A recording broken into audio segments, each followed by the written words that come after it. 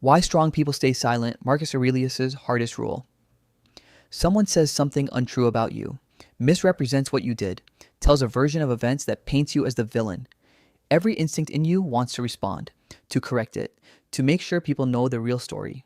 And yet, some people don't. They hear the accusation, feel the sting of it, and say nothing at all. You'd assume that's weakness. That silence means guilt or fear, or simply not caring enough to defend yourself. Marcus Aurelius would tell you the opposite is usually true. He believed that the loudest defenders of their own reputation are often the least secure in themselves, and that real strength looks almost nothing like what we've been taught to expect. Today, we're exploring his hardest rule: why staying silent, even when you could easily explain yourself, is sometimes the most powerful thing a person can do. Segment 1: The urge to explain yourself. Let's start with something almost universal. When we're misunderstood, criticized, or misrepresented, the urge to correct it is immediate and intense. It feels less like a choice and more like a reflex. And on the surface, that makes sense. Why would you let a false story stand uncorrected? But Marcus Aurelius, writing privately to himself as he governed an empire, kept returning to a different question. Whose opinion is this actually about? Not, is this fair? Not, is this accurate? But, why does it matter so much to me what this particular person thinks? He noticed something uncomfortable in himself, that the intensity of his urge to defend his reputation was rarely proportional to how much that person's opinion actually mattered to his life. It was proportional to how much his own sense of self depended on being seen a certain way by others. Segment 2: The difference between control and chaos. Stoic philosophy draws a sharp line between two categories of things: what is within your control and what is not. Your actions, your effort, your integrity, these are within your control. Other people's perceptions, interpretations, and opinions of you, these are not. And here's where it gets uncomfortable. Every time you find yourself desperately trying to manage what someone else thinks of you, you are, by definition, trying to control something that was never yours to control.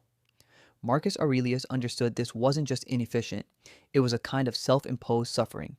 Because if your peace depends on convincing every person to see you accurately, you've handed your peace to people who may never agree to give it back. Some people will misunderstand you no matter what you say. Some will choose a story that serves them, regardless of evidence. You can spend your entire life trying to correct every misunderstanding, and still go to your grave with someone, somewhere, believing the wrong thing about you. The Stoic response to this wasn't resignation. It was a redirection of energy, away from the unwinnable battle of managing perception and toward the only thing that was ever actually winnable: how you conduct yourself. Segment 3 and Kenyo: why explaining yourself can backfire. There's a practical dimension to this too, one that Marcus Aurelius seemed to intuitively understand even without modern psychology to back it up. When you over-explain, over-justify, or repeatedly defend yourself, something subtle happens in how others perceive you. Confidence often reads not through volume, but through restraint. A person who needs everyone to understand their side of every story often appears, paradoxically, less secure, not more. The need to be understood by everyone immediately can look like its own kind of dependency, whereas someone who can absorb a misunderstanding without rushing to correct it signals something quietly powerful. My sense of who I am doesn't actually depend on your interpretation of me. This isn't about suppressing yourself or pretending not to care. It's a recognition that not every misunderstanding requires your or deserves your energy. Segment 4: The real cost of constant self-defense. Oh, here's what's easy to miss about the habit of constantly explaining or defending yourself.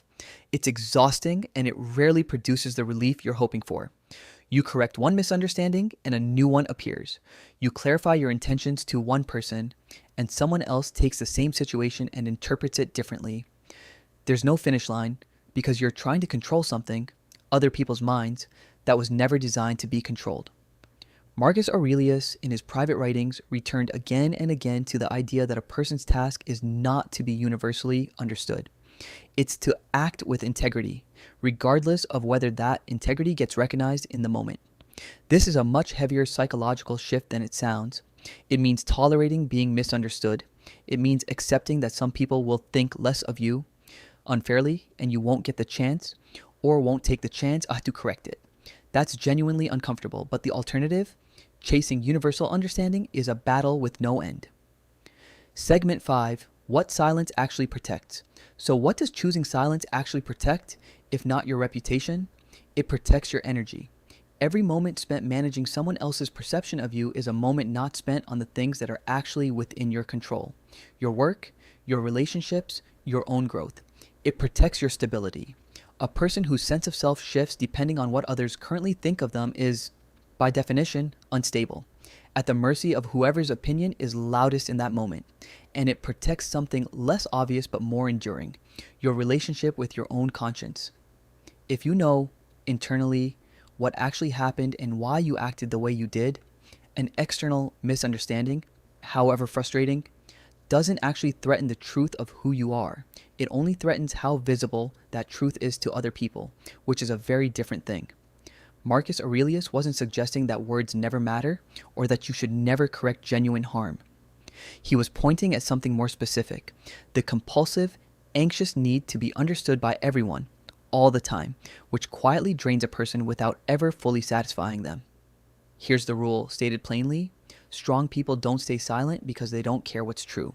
They stay silent because they've stopped outsourcing their sense of self to people who are never going to understand the full picture anyway. The next time you feel that urge to explain, correct, or defend yourself to someone whose opinion, if you're honest, doesn't actually shape your life, pause for a moment. Ask the question Marcus Aurelius kept asking himself. What am I actually protecting right now? The truth or my need for someone else to see it? Sometimes those are the same thing. Often they're not. If this gave you something to sit with, that's exactly what this channel is for. Subscribe to Booked Wisdom, because real strength is rarely loud and almost never needs an audience.